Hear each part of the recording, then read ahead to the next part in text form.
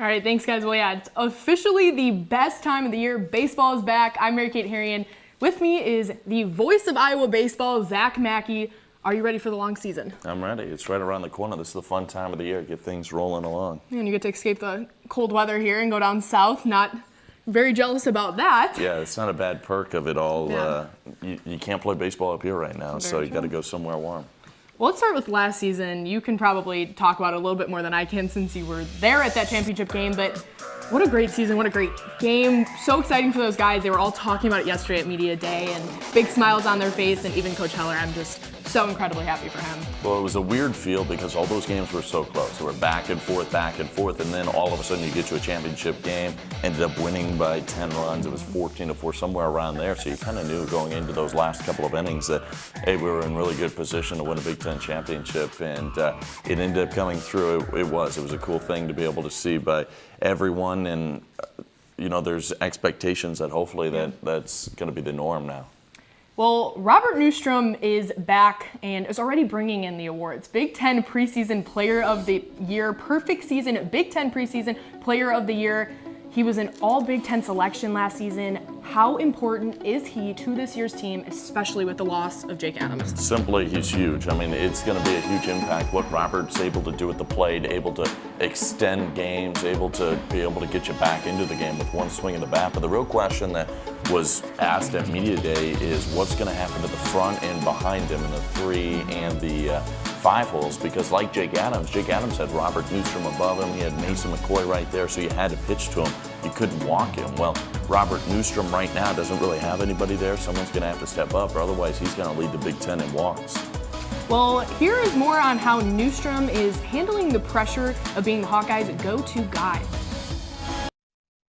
I mean, if he's following the plan, I mean, he's not even worried about it. I mean, hopefully he's just, enjoying it and controlling what he can control, and that's his ability to go out and play best he can each and every day, and that's what he's hearing from us. And I think Robert will handle that just fine. I don't think it'll be an issue with Robert.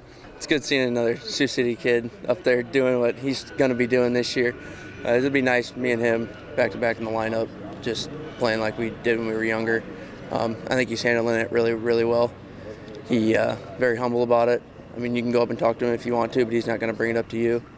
People are always saying that, you got to step up this year and fill that role a little more. But, if I keep doing me, I know the stats are going to fall, and if I keep having fun, everything's going to be all right. Well, another guy that is back is Nick Allgaier, and such a special story from him. He had Tommy John surgery last year, rehabbed constantly to get back to where he wanted to be. He said 6 to 7 times a week. Now he was just named the Friday starter for Iowa baseball. I'm just so happy for him. Well, now you're the guy. You're the Friday night guy. Go out there and you got to be able to perform. I'm sure it was difficult last season. He, like you said, had to rehab and couldn't play in those games. He had to watch when the team had a lot of success towards that end of the season especially. So now it's his time and his chance to be able to lead this group as a Friday starter, but still a lot to be proven because, again, he had a whole year off. So now he's going to be back here in his junior year, and he's going to get a shot as that #1 guy to try to make a name for himself. Well, here is more from Allgaier on his tough comeback. That's just something you kind of always strive for. The day one you come in here as a Hawkeye, that's something. That's the highest standard you can get. That's what you want to work for, and to be named, it's awesome. It's a big privilege, and I gotta do my job and live up to it. Yeah, it's very exciting. I wouldn't necessarily say that I was away from competition, yeah, but I was doing work every day, 6-7 days a week with rehab and trying to get back. I just kind of saw it as a long rehab stint. I'm just ready to go, ready to get out there and compete. Now, following Allgaier, Cole McDonald will start on the mound for the Hawkeyes on Saturdays while that Sunday spot is still open. But the pitching depth on this team is going to be so important this season, especially after losing Nick Gallagher and C.J. Eldred. They bring back Nick Nelson, Kyle Schimpf, Shane Ritter, Zach Daniels in that closing spot for them. Iowa pitchers have set strikeout records each of the last 2 seasons. The Hawkeyes struck out 470 batters in 61 games, averaging 7.7 strikeouts per game. Do you see something similar out of this year's group? Well, Kyle Chimp's been a strike thrower Yeah. all along, so I'd see strikeouts coming up here yet again. But you gotta believe too that the pitching depth, like you said, is going to be huge throughout this season. Last season, you were kind of holding your breath, especially in those tournament runs, because all of a sudden an injury here or a guy doesn't have a good outing, and you're in trouble with not a lot of depth. But there's a lot of depth this year, even with some of those guys leaving. And with that Taiwan trip we had at the beginning of August, some of those guys had huge outings. Cole McDonald threw a no-hitter. Yep. If we can see that same Cole McDonald, it'll be good things throughout the season. Yeah, the thing Rick Heller talked about yesterday too is that their starters their bullpen's experienced, but their starters have never started a game yet. So, all right, I'm going to let you go first. Predictions, thoughts on this year's season?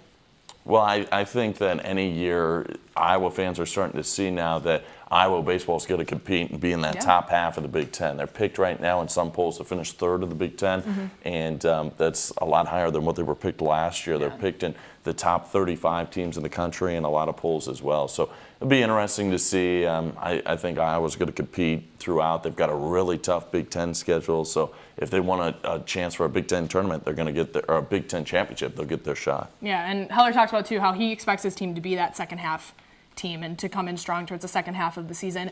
I'm predicting right here, right now, calling it. I'm going to put on the ring.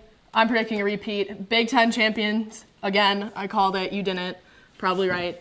That is it from us from the sports studio, though. I will be here throughout the season to bring you all of your Hawkeye baseball updates. Zach, on the other hand, will be a little busy with the team, but he'll throw in some guest appearances here and there. Thank God you're not gone forever. But you can also listen to Zach the entire season as well. That's right. It's been so much fun being here on Fridays. We'll be back right before that home opener, back at the end of February on the 27th. We'll send it back over to you guys at the desk.